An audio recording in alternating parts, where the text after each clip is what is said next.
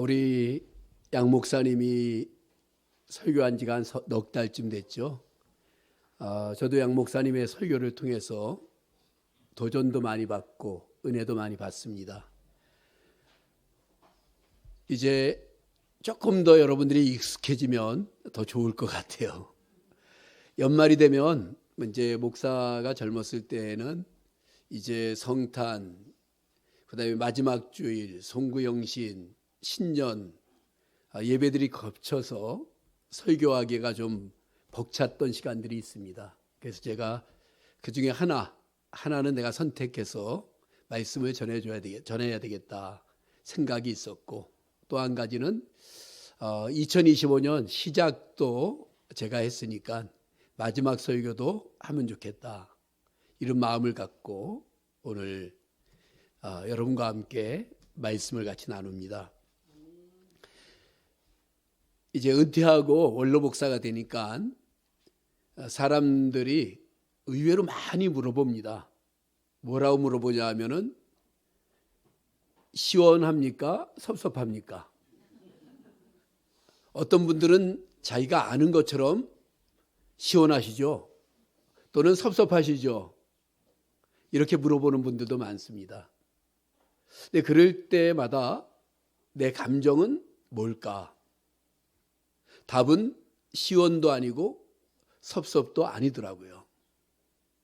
그래서 오늘 원래 말씀의 제목을 3일 전까지는 시원섭섭 이렇게 정했다가 이건 내 마음이 아닌데 이런 생각이 들었어요.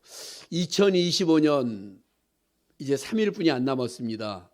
여러분 2025년 시원하십니까? 섭섭하십니까? 3일뿐이 안 남았는데. 근데 감정이 조금 묘한 감정이 있어요. 마음에 정리되지 않은. 이게 어떤 감정인지는 정확하게 표현하기가 어렵지만 제가 그 감정의 변화를 얼마 전에 느꼈습니다. 어떻게 느꼈냐면, 제가 차를 운전해 나가면서 누가 이렇게 끼어들거나 뭐 하면 바쁘겠지 하고 절대로 화를 내지 않습니다. 그런데 그날은 갑자기 끼어드는데 확 화가 나는 거예요. 그래서 입 밖에까지는 튀어나오지 않았지만 입 안에서 제가 옛날에 쓰던 그 튀어나오는 거예요. 그래서 여기까지 이제 나오지 않게 막아놓고, 그러다가 제가 깜짝 놀랐습니다. 갑자기 끼어든 차가 왜 끼어들었는가를 알았어요. 그 차 뒤에 물고기 한 마리가 있었습니다. 옛날에 차 운전해 보셨던 분들은 물고기의 의미를 아실 거예요. 한때 크리스찬들이 물고기를 달고 다니는 것이 유행이었습니다. 저도 제 차에 뒤에 물고기를 달고 다녔어요. 물고기 마크를. 그런데 이 물고기 마크는 이제 카타콤베나 로마에 이런 데 가면은 지하에 크리스찬들을 상징하는 것으로 물고기 마크를 그립니다. 자신이 크리스찬이라는 것을 알리기 위해서 물고기 그림을 그렸어요. 원래 이 물고기라는 것이 헬라어 단어로 익투스라고 하는 단어인데, 이것은 5글자의 첫 글자를 땄어요. 이에우스, 크리스토스, 데오스, 휴오스, 소테르라고 하는, 예수님은 그리스도시요 하나님의 아들이시고 구원자이시다. 그 첫 글자랑 같아갖고 물고기는 크리스찬들의 상징이었어요. 근데 그 물고기를 단 차를 본 거예요. 그 차가, 끼어든 차가 저한테 화끈하게 은혜를 끼쳤습니다. 끼어들어갔고. 그리고 갑자기 그 생각이 들더라고요. 아주 오래전에 미국에 간 신집사라는 분과 최수영 청년, 미얀마 선교사죠, 낚시를 가자고 저한테 자꾸 조르더라고요. 두 사람은 많이 해봤다고. 따라갔습니다. 처음 어떻게 보면 낚시를 따라갔는데 고기는 안 잡히고, 그런데 어떤 분이 오더니만 묻더라고요. 이 마크 요새 많이 보는데 어디 낚시회 그 마크냐고. 그렇지만 우리 최수영 선교사가 원래 순발력이 있잖아요. 예수회입니다 그러더라고요. 그랬더니 예수회 그러고 가더라고요. 물고기. 오늘 말씀의 제목이 어부의 꿈이에요. 목사는 어부의 꿈을 갖고 사는 사람들입니다. 저나 양 목사님이나 마찬가지죠. 우리 모두가 가져야 할 꿈 중에 하나가 어부의 꿈이에요. 우리 주님께서는 마태복음 4장에서 오늘 본문과 병행구절인데 내가 너희로 사람을 낚는 어부가 되게 하겠다. 우리 주님은 우리를 어부로 부르셨다라고 말씀을 하고 있습니다. 38년 전에 제가 어부의 꿈은 만선이죠. 꽉 찬 그 물고기들. 그 만선의 꿈을 가지고 신정동에 와서 교회를 개척을 했습니다. 처음에 연립주택 지하 예배당이었고 많은 사람들이 쳐다보지 않았던 곳이지만 그래도 그때 찾아왔던 귀한 분들, 이 자리에도 여러분들이 있어요. 지하 예배당, 지금도 우리가 지하네요. 그때 연립주택 지하에서 드렸던 예배. 어제 우리 청소를 하루 아침에 왔던 김은주, 김미주 자매가 목사님 그때 하면서 그때 뭐 그랬더니만 그 첫 해에 물이 얼만큼 찼었어요. 그때부터 6살, 8살 교회를 나왔댔는데 그때 물이 찼던 게 궁금한가 봐요. 자기들끼리 발목이다, 무릎이다, 무릎 이상으로 이제 지하에 물이 들어왔던 그 이야기를 하더라고요. 그래서 그때부터 교회가 만선의 꿈을 갖고 시작을 했다. 지금도 잘 섬기고 있는 우리 집사님들, 권사님들 이렇게 쳐다보면서 마음에 느끼는 기쁨이 있습니다. 어부의 꿈은 저만의 꿈이 아니라 이제 담임 목사가 되어서 교회를 이끌어 가시는 우리 양순환 목사님의 꿈이기도 하고 꿈이어야 합니다. 그래서 이 교회가 계승되어져서 만선의 꿈이 주님 오시는 그날에는 더 큰 열매를 맺어야 된다, 이런 생각을 하고 있습니다. 본문 누가복음 5장은 예수님의 사역, 초기 사역의 시작이에요. 여기도 물고기가 모티브가 됐죠. 근데 이 사복음서의 맨 마지막 중에 하나인 요한복음 21장도 물고기가 모티브입니다. 다시 말하면 예수님이 십자가에 달려 돌아가셨다가 부활하셨는데 예수님께서 제자들에게 나타나셨다 사라지곤 하는 거예요. 제자들이 힘들었습니다. 그래서 베드로가 우리는 물고기 잡으러 가겠다고 했지만 7 제자가 물고기를 잡으러 가요. 두 군데 복음의 시작과 복음서의 끝부분이 갈릴리 바다, 오늘 본문에는 게네사렛 호수로 표현됐고 요한복음 21장에는 이제 디베랴 호수로 소개가 되고 있는 그 갈릴리 바다, 거기에서 시작과 끝을 가고 있습니다. 근데 어떤 그 본문의 특징이 겹치는 부분이 있어요. 뭐냐면은 밤새도록 그물을 내렸지만 잡은 것이 없었다. 밤새도록 그물을 내렸는데 잡은 것이 없었다. 그런데 주님께서 나타나셨고 말씀하셨을 때에 순종하였더니만 2배에 차게 되는 만선의 기쁨과 153마리의 고기를 잡는 큰 기쁨이 있었다는 것이 두 본문의 말씀에 겹치는 내용입니다. 그런데 우리 주님께서 또 성경이 우리들에게 물고기 이야기를 하고 싶은 거 아니에요. 물고기를 모티브로 해서 중심으로 해서 성경의 의도는 예수 그리스도가 누구신가를, 예수 그리스도가 너희에게 누군가, 베드로에게 다른 제자들에게, 아니 오늘 우리들에게 예수 그리스도가 누구인가를 밝혀주기 위한 것이 이 본문의 말씀의 목적입니다. 어부였던 베드로가, 어부였던 제자들이 주님을 만나서 자신이 죄인임을 발견하고 예수님의 제자가 되어가는 그 과정들을 보여주는 것이 바로 본문입니다. 우리 주님이 이렇게 말씀하셨죠. 얘들아, 너희에게 물고기가 있느냐? 없습니다. 그런데 거기에 얘들아라고 표현했던 것은 무슨 표현이냐 하면은 파이디온, 아이들에게 주시는 말씀처럼 다정하게. 물고기가 있냐? 없어요. 그러면은 깊은 데로 가서 그물을 던져라. 배 오른편에 그물을 던져라. 그래서 많은 것들이 잡혔을 때 모든 것을 버려두고 예수님을 따랐다는 이야기가 본문입니다. 우리는 때때로 허무함이라는 것, 실패라는 것, 물론 주님은 성공을 통해서도 찾아오시기도 하지만 실패를 통해서도 찾아오실 때가 많아요. 영적인 사업, 직장, 건강, 삶, 이 많은 것들의 실패를 통해서 찾아오실 때가 많습니다.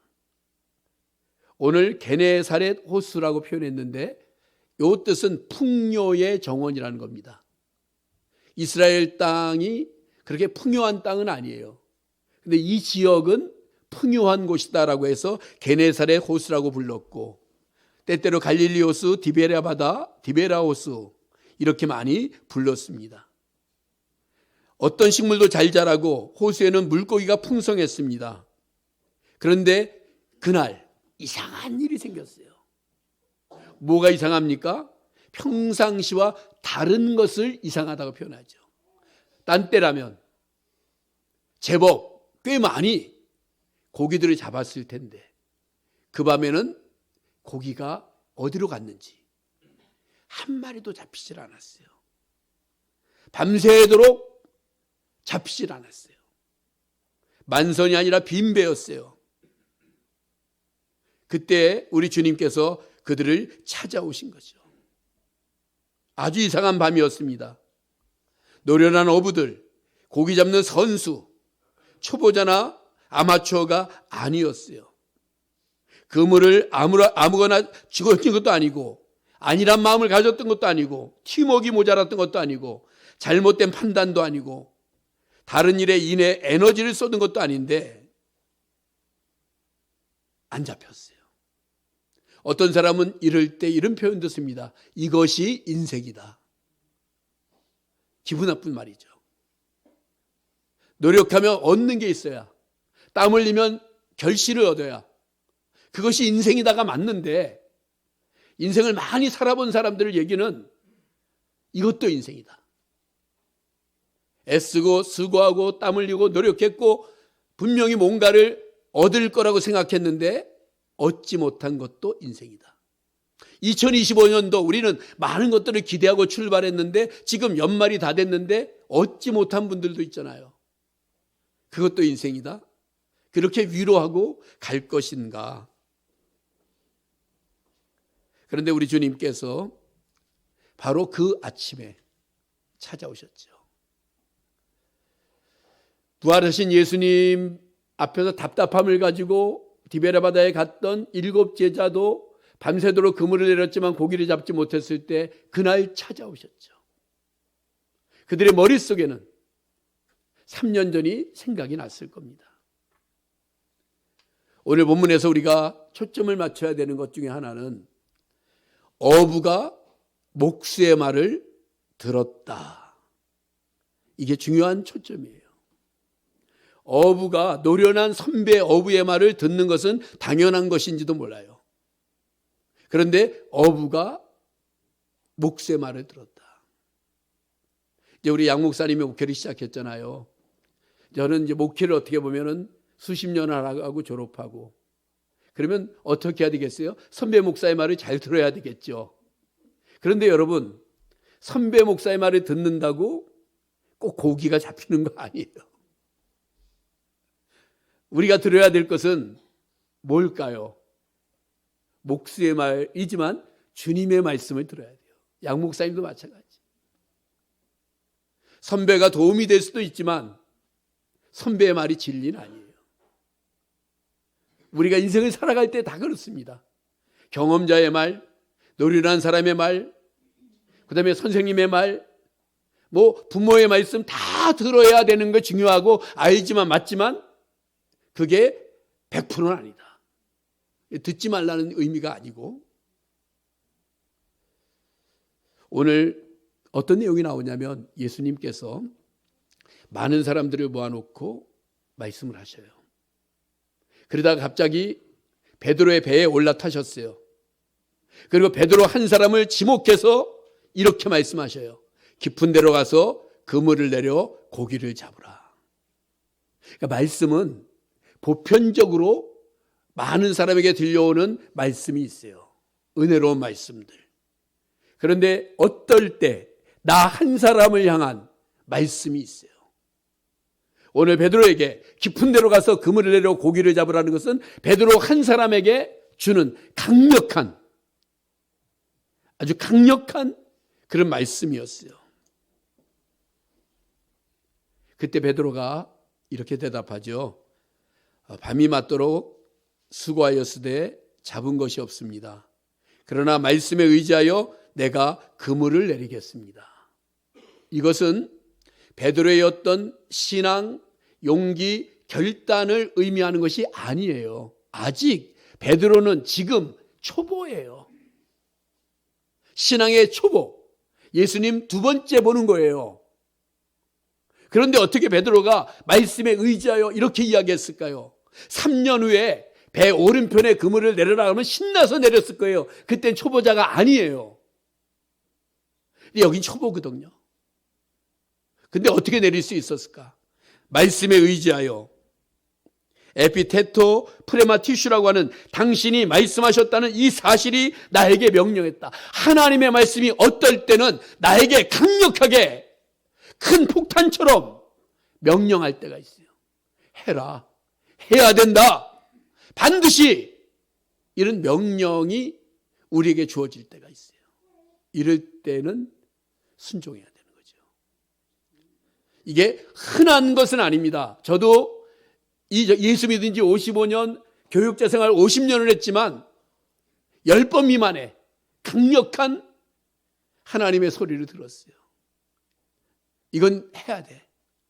맞아. 이런 어떤 것들. 인생을 살다 보면 때때로 강렬한 주님의 음성을 들을 때가 있습니다. 업으로서 축적된 지식이나 경험이나 스펙을 내려놓고 온전히 주님의 말씀에 순종해야 될 때가 있다라고 하는 거예요. 그래서 우리는 어부가 목수의 말을 듣는다는 것, 이 부분을 좀 주의 깊게 볼 필요가 있습니다. 히브리서 4장 12절은 하나님의 말씀은 살아있고 생명력이 있어 좌우의 날선 어떤 것보다도 예리하여 혼과 영과 관절과 골수까지 찔러 쪼개기까지 한다. 하나님의 말씀의 위력을 기억해야 됩니다. 하나님의 말씀이 떨어짐이 사람은 순종하고 변화가 되는 거죠. 여기서 주셨던 말씀이 어떤 말씀일까요? 삶의 자리를 바꾸라는 거예요. 깊은 데로 가라. 상식, 이론, 새벽에는 깊은 데 고기가 없는데 가장자리에 물고기도 쉬로. 근데 깊은 데로 가라는 것은 때때로 세상의 자리가 아니라 은혜의 자리, 깊은 곳을 우리에게 말씀해 주시는 의미가 있어요. 우리가 늘 얕은 곳에만 있을 것이 아니라 때때로 깊은 곳에 가요. 건축을 할 때 기초를 깊이 파야 되는 것처럼 신앙인과 믿음의 기초도 깊은 은혜, 심오한 영적 추구의 생활이 필요하다는 것을 말해주고 있어요. 2026년도를 어떻게 살 것인가? 영적으로, 신앙으로, 믿음으로 살겠다라고 결심하고 출발을 해야 되는 겁니다. 밤새도록 시도했어요. 노력했어요. 그런데 다시 시도하라고 하는. 그동안에 했는데 안 됐는데요? 아니, 말씀에 의지하여 하면 돼. 똑같은 것 같지만, 같은 방법인 것 같지만, 내가 할 때랑 말씀에 의지하여 기도하고 할 때는 다르다. 왜냐하면 거기에 하나님의 은혜가, 하나님의 역사가 더해지기 때문에 생기는 일들이는.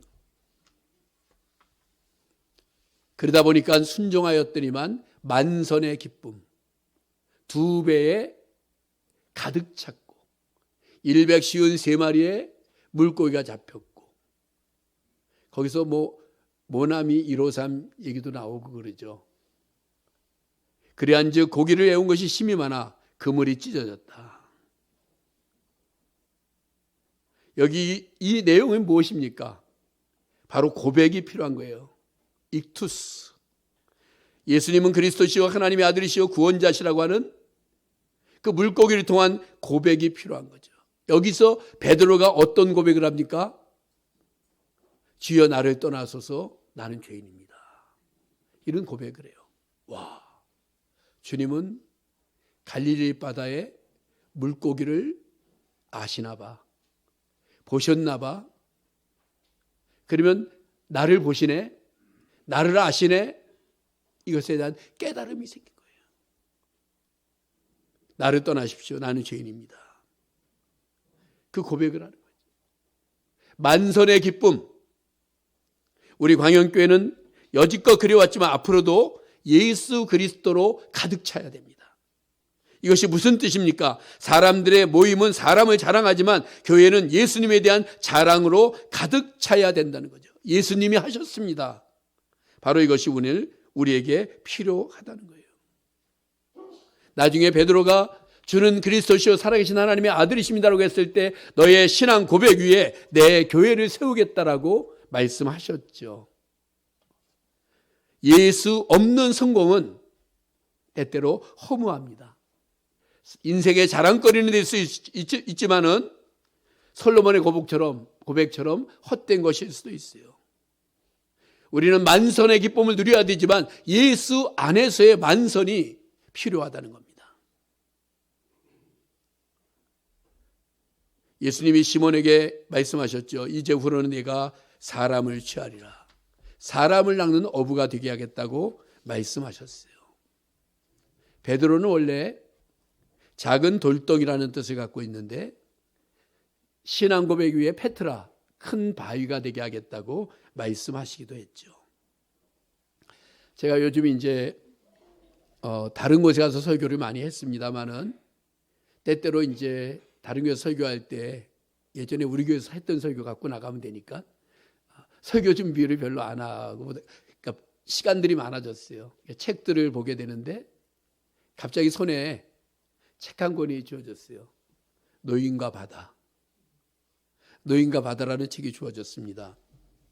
지난 주일에 제가 캄보디아 선교제에 가서 성탄 예배, 거기는 성탄절이 쉬는 날이 아니라 미리 드리고 성탄 예배를 인도했는데 끝나고 났는데 우리 기숙사생들이 저한테 얘네들이 옛날에는 목사님 감사해요 그러더니만 갑자기 바뀌었어요. 할아버지 감사합니다 그러더라고요.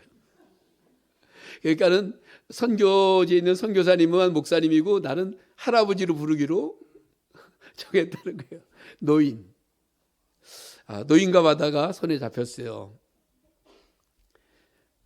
얼마 전에 그 부산에서 제일 크게 목회하는 친구 목사가 부산은 노인과 바다뿐이 없다고, 부산이 요새 그렇다고 하소연하는 것도 봤어요. 근데 노인과 바다는 1952년에 그 큐바 연안에 있는 산티아고 노인의 이야기죠. 해밍웨이의 작품이고, 그 노인의 꿈이 있어요. 큰 물고기 청새치를 잡는 꿈을 갖고 나갑니다. 이 청새치가 얼마나 유명한 이 어떤 참치 종류라기보다는 조금 다른 종류의 어떤 거예요. 우리나라의 해병대의 고속 전투함의 이름이 바로 청새치입니다.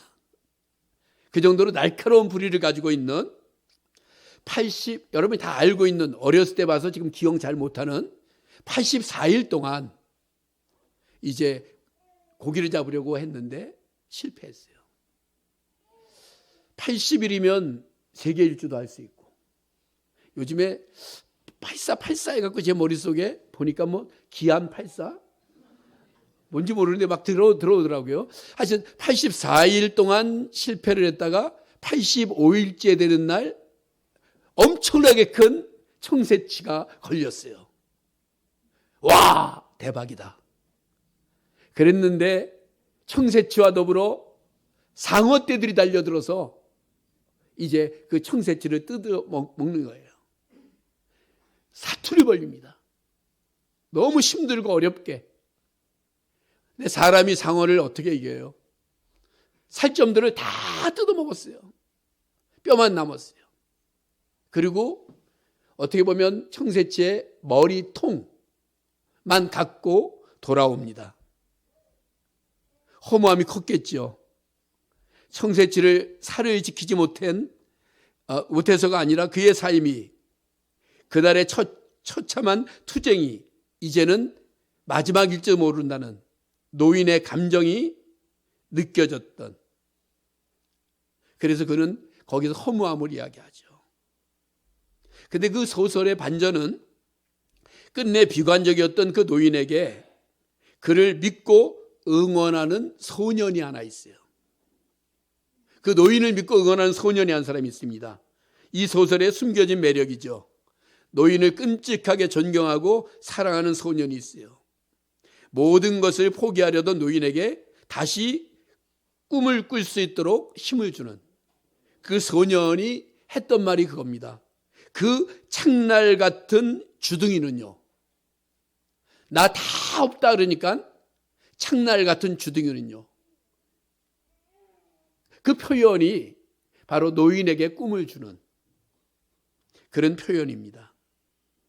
그래서 그는 그 이야기를 듣고 잠을 자다가 꿈을 꾸죠. 사자 꿈을 꿉니다. 그것으로 그 소설이 끝나요. 굉장히 유명한 소설이에요. 그러니까 노벨상을 받았죠. 근데 여기에서 보여주는 의미가 무엇일까? 인생을 보여줘요. 많은 인생이 정말 청새치를 잡았다고 생각했는데 뜯겨나가는 상처, 피 흘림. 갖고 돌아오는 것은 결국은 청새치의 머리통. 그러면서 인생이 무엇인가를 보여주면서 우리에게 주는 교훈들이 있습니다. 오래전에 제가 가지고 있던 한 그림. 그 그림은 그 유명 작가의 그림은 아니에요. 바다가 있어요. 배 한 척이 조그마한 돛배 하나가 모래사장 위에 있어요. 그리고 거기에 노를 저을 수 있는 것만 있는데 밑에 이런 글이 쓰여져 있었어요. 반드시 밀물 때가 온다. 희망이 있다. 이번 주에 제가 가진 차에서 흘러나오는 노래 중에 하나가 요게벳의 노래예요. 요게벳이 모세를 응원하는 노래죠. 근데 막 제 차에 그 노래가 요새 지 마음대로 막 나왔다가 꺼졌다 막 그래요. 그래서 혼선이 있는데 요게벳의 노래에 힘을 내세요, 힘을 내세요가 맞아요? 있어요? 그건 딴 노래예요? 네. 근데 요게벳의 노래라고 생각했는데 힘을 내세요 막 나오던데 아닌가? 네. 저는 하여튼 그 노래 소리를 듣고 힘을 냈어요. 힘을 내려니까. 사랑하는 성도 여러분, 이제 2026년이 우리에게 왔어요. 오는 세상이라 그랬잖아요. 다 왔어요. 주님이 갖고 오셔요. 어떻게 보면 우리에게 글이라고 하는 백지처럼 올 때도 있고 희망과 꿈을 가지고 올 때도 있고 많은 것이 있어요. 이때 우리가 생각해야 되는 것. 주님은 찾아오신다. 주님이 말씀하신다. 말씀에 순종하면 만선의 기쁨이 있다. 만선의 기쁨이 있다. 그래서 그것을 붙들고 2025년에 놓쳤던 것이 많았다 하더라도 2026년에는 놓치지 말고 주님과 함께 주의 영광을 위해 최선을 다하는 저와 여러분들이 다 되시기를 주의 이름으로 축복합니다. 기도하겠습니다.